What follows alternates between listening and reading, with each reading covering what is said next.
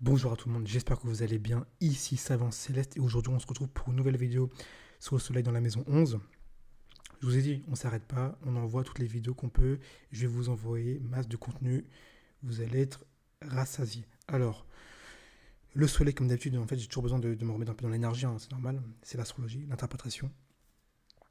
Le soleil c'est toujours, comme je vous l'ai dit, la personnalité profonde, c'est ce que j'assume, qui je suis.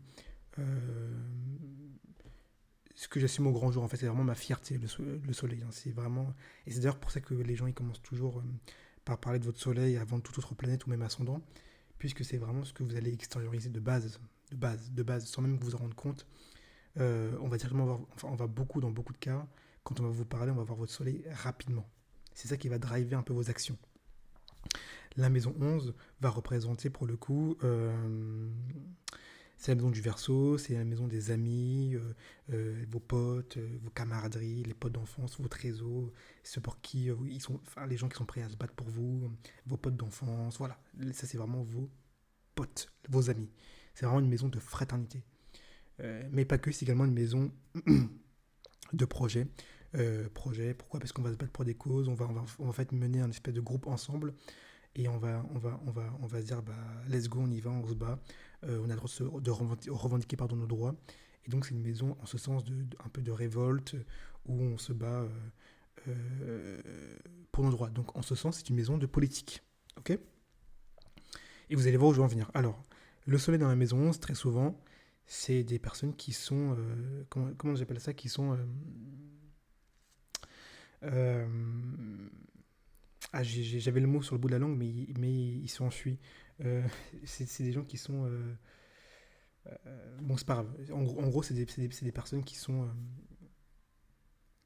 Qui veulent se battre pour des causes, en gros. Donc, Soleil Maison, c'est des gens c'est un soleil révolté de base. C'est des gens qui ont besoin de se battre pour ses droits. C'est des gens qui ont besoin de mener des projets, en fait. Qui ont besoin de mener des projets. C'est des révolutionnaires au niveau du cœur, parce que le soleil, en plus, représente le cœur. Donc, c'est des révolutionnaires nés. C'est des gens qui ont un vent de poupe, qui ont un besoin de se révolter, de se battre, de revendiquer des choses. Et donc, c'est très souvent des gens qui vont mener euh, des combats, euh, des combats politiques, par exemple, euh, ou des combats, par exemple, sur des réseaux, ou des manifestations. Voilà, c'est vraiment une maison politique, la maison 11. Et très souvent, c'est là où je veux en venir, c'est qu'il y a beaucoup de personnes, notamment de politiciens, qui ont un soleil en maison 11. Hein, parce que beaucoup de personnes pensent que les politiciens, etc., ont un soleil en maison 10. Sûrement les personnes du gouvernement, sûrement les personnes comment on appelle ça, du, euh, oui, du gouvernement, donc c'est de l'Assemblée, voilà. Pourquoi? Parce que l'Assemblée est en lien avec l'administration, est en lien avec le Capricorne, est en lien avec la maison 10. Ok, donc c'est possible. Mais vraiment, le côté politique de se battre pour un parti politique ou être un ministre ou être surtout un président, c'est très souvent Soleil Maison 11. Ok, et je crois que de mémoire, Macron a un Soleil en Maison 11. Je sais qu'il y a pas mal de politiciens qui ont un Soleil en Maison 11.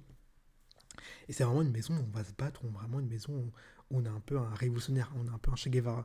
D'ailleurs, quand Macron il dit oui, et c'est pour notre projet. Vous voyez cette phrase-là, bah, en fait c'est vraiment sur les maisons, c'est vraiment, il est vraiment, en plus il a un soleil sagittaire, donc vraiment il y a le feu sagittarien qui va vraiment le dynamiser à mort.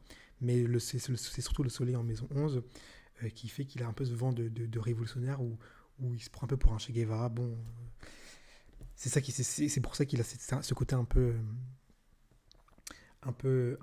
révolté. Vous voyez, c'est vraiment une maison de politique. Donc c'est une maison en fait où de base on a une conviction qui est très forte, ou en tout cas, alors soit on a une conviction forte, soit on a quelque chose où on est révolté contre, d'accord, où on peut vraiment pas faire avec. Et donc très souvent c'est des gens qui vont créer un parti, une équipe, créer un réseau, et donc ils vont mener un projet à terme, ils vont rassembler plein de gens. euh, et ils vont essayer de faire valoir leurs droits, faire valoir leur espoir, et vraiment renverser un système, d'accord. Renverser un système, euh, mais c'est en verso, hein, donc c'est pas un signe violent, donc ça se passe évidemment dans pas, pas de la pacificité, pas en mode passif, pas en mode pardon, pacifiste, pardon, je vais y arriver, dans le sens de la balance, mais en mode plutôt quand même révolter, mais sans vraiment tout casser. C'est typiquement la manifestation à la maison 11. Donc, possiblement, beaucoup de gens qui ont des qu'on voit dehors manifester ont des soleils, enfin pas que des soleils, mais en tout cas ont une maison 11 avec des plaines dedans. D'ailleurs, pardon, tout ce qui est proche Facebook là, tout ce qui est LGBT, c'est très souvent des personnes qui ont des maisons 11 chargées, ça peut être potentiellement Vénus, c'est pas impossible, mais Soleil en maison 11, voilà, on va trouver ça. Et très souvent, c'est des gens qui vont vouloir mener, qui sont très impactés par le sort du collectif, maison 11, et qui vont créer un parti, un groupe, mais dans ce parti, ils vont mener. C'est eux qui vont mener le soleil, et le meneur, c'est celui qui va, c'est celui, c'est un peu le leader, c'est ce qu'ils représentent, et donc ils vont diriger, ils vont être la tête du parti, et donc ils vont se battre pour le collectif. Hein. Le soleil va prendre les voix de son réseau, de son parti, de son collectif, et il va être le porte-parole de ces gens-là, d'accord. Donc il va se battre pour eux. Ok. Euh, Pour mesdames, alors je vais aller rapidement pour vous montrer la loi d'analogie, à quel point ça peut être fort. Pour mesdames, le soleil, ça représente le mari. Dans la maison 9, ça peut être dans la maison 11, pardon, je vais y arriver, parce que j'enchaîne les vidéos, donc si vous voulez, dans mon cerveau, parfois ça se mélange, mais je vais rester concentré.